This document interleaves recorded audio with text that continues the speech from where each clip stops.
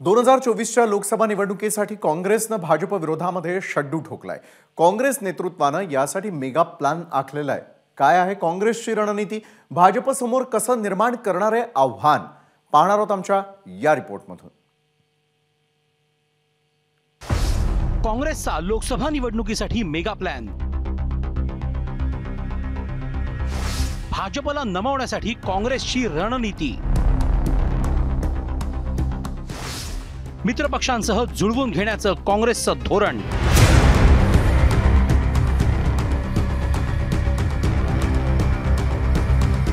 (2024) लोकसभा निवडणुकीत भाजपला धूळ चारण्याचे मनसुबे काँग्रेस नेतृत्व आखतंय। त्यासाठी काँग्रेसने खास रणनीती तयार केली आहे।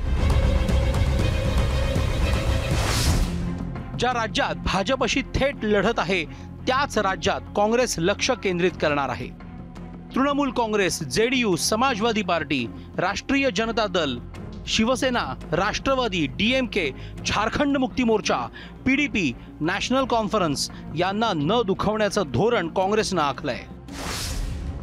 मध्य प्रदेश, राजस्थान, गुजरात, छत्तीसगड, उत्तराखंड, हिमाचल प्रदेश, कर्नाटक आणि आसाम या राज्यांवर काँग्रेस लक्ष केंद्रित करणार आहे, कारण या राज्यात काँग्रेसची थेट लढत भाजपशी आहे।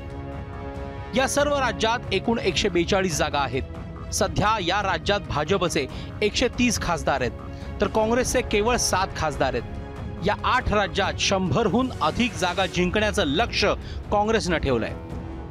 न्याय योजना जोडतोय।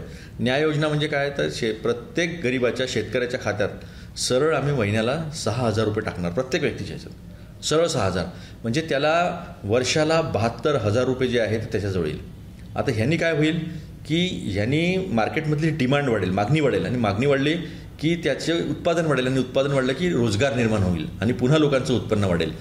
अशा पद्धतीची ही जी योजना आहे ती आम्ही मागच्या वेळेस अयशस्वी झालो होतो लोकांपर्यंत घेऊन जायला, पण आता आम्ही 100% ती लोकांपर्यंत घेऊन जाणार।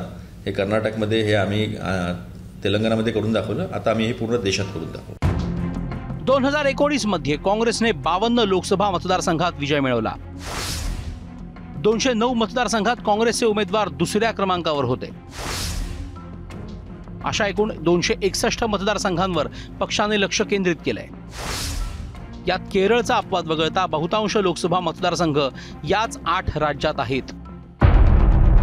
ज्या राज्यात ताकद कमकुवत तिथे मित्रपक्षांशी जुळवून घेत मिळेल तो वाटा स्वीकारत मित्रपक्षांना मदतीचं धोरण काँग्रेसनं आखलंय। मात्र स्वतःच्या ताकदीवर 200 जागा जिंकण्याची तयारी काँग्रेसने केली आहे। राज्यांच्या जागा वाटपाबाबत काँग्रेस पक्षाची आज बैठक झाली। 9 राज्यांच्या जागा वाटपाबाबत अहवाल तयार आहे। हा अहवाल आजच राष्ट्रीय अध्यक्ष मल्लिकार्जुन खरगेंना सोपवण्यात आला। या अहवालात महाराष्ट्रातल्या जागा वाटपाचाही समावेश आहे असं समजतंय। मल्लिकार्जुन खरगे, राहुल गांधी राज्यातल्या जागा वाटपावर येत्या 1 ते 2 दिवसातच निर्णय घेण्याची शक्यता आहे। विदर्भ, उत्तर महाराष्ट्र आणि पश्चिम महाराष्ट्र यामध्ये काँग्रेस ताकदीने लढेल असं समजतंय। काँग्रेस परंपरागत जागांवर दावा करणार अशी शक्यता आहे, तर कोकण हा शिवसेना आणि मित्रपक्षांसाठी सोडणार असल्याची माहिती समोर येते। महाराष्ट्र में तो पूरा माहौल जो है महाविकास आघाड़ी के फेवर में, सर्वे भी दिख रहे, हम सर्वे पे भी ज़्यादा 100% विश्वास करके नहीं चल रहे। हम खुद भी लोगों में जाकर, हमारे भी खुद के एजेंसियां काम कर रही है। हम कम से कम 40 सीटें हमारी महाविकास आघाड़ी महाराष्ट्र से जीतेगी, ये पूरा प्लानिंग है।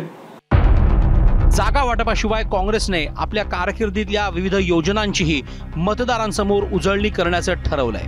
काँग्रेसचा हा प्लॅन सध्या कागदावर आकर्षक वाटत असला तरी भाजपच्या तुलनेत काँग्रेसची अजून प्रत्यक्ष तयारी सुरूच झालेली नाही।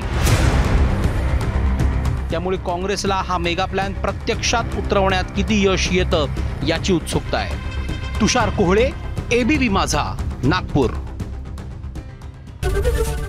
एबीपी माझा, उघडा डोळे बघा नीट।